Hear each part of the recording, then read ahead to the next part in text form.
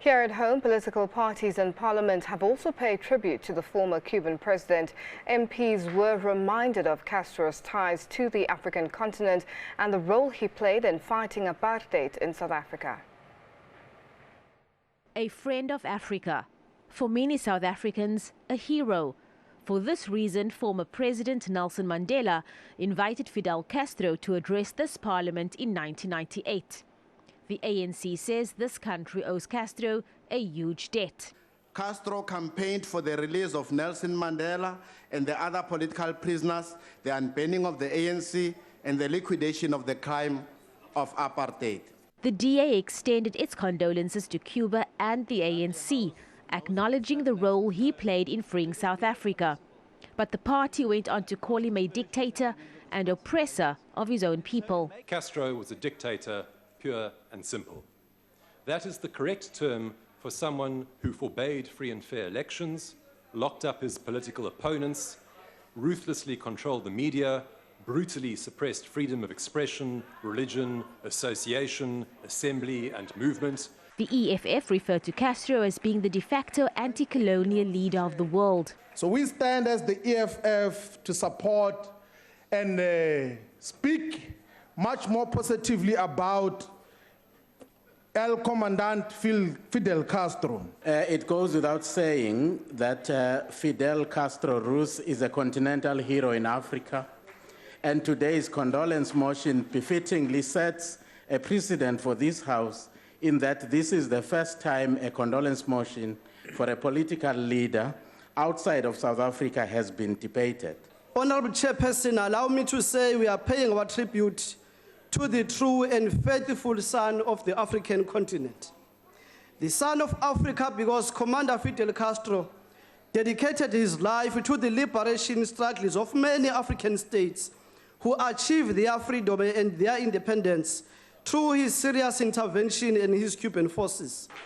To many of us, Castro was a freedom fighter and a revolutionary that supported, often at a great cost to Cuba, the liberation struggles of many African countries, which include but are not limited to Angola, Algeria, Cape Verde, the Democratic Republic of Congo, Mozambique, and our South Africa. COPE's Willie Madisha relayed a very personal story. You know, for some amongst us, it would be necessary to really rise and cry because of what has actually happened in this instance. Why? Because he looked after some of us personally.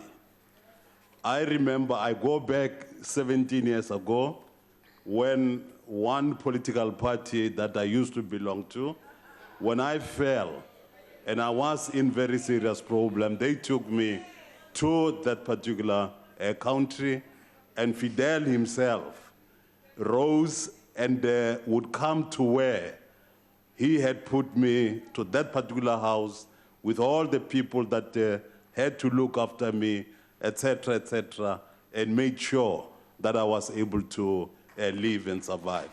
I can never forget that. I did not know Fidel Castro, who is loved and hero worshipped by many, especially in Africa, and I truly hope he found forgiveness and will be able to face his maker. The ACDP offers condolences to all who are grieving the passing of Fidel Castro and to the many others who remember and experienced him as heading a regime responsible for the death toll from torture, prison, beatings, firing squads, machine gunning of escapees, drowning, etc., of more than 100,000 Cubans. He once put it, the imperialists don't understand that our country is not just Cuba. Our country is also humanity. These were not just words. Over the decades, Cuba has selflessly deployed hundreds of thousands of doctors, engineers, soldiers to the Middle East, to Latin America, and indeed here to Africa. There in July 1991, Mandela referred to Castro as a source of inspiration to all freedom-loving people. To the Commander-in-Chief, Fidel Castro, the world was blessed with a brave soul, a man who embodied selflessness, an internationalist indeed. The poverty of the spoken words cannot adequately express our sorrow, love, admiration, and reverence of this giant, this revolutionary, this leader, this communist, this internationalist hero of the progressive forces the world over. We also owe it, comrades, to the Cuban people to continue our firm solidarity with them, to continue to be alert to neo-colonialism, and to fight it with the smart revolutionary strategy of Comrade Castro. The Deputy Speaker of Parliament, Lechesa Tsenoli, will be among the South African delegation flying to Cuba to attend Castro's funeral, where he will deliver the eulogy. Abra Barbia, SABC News, Parliament.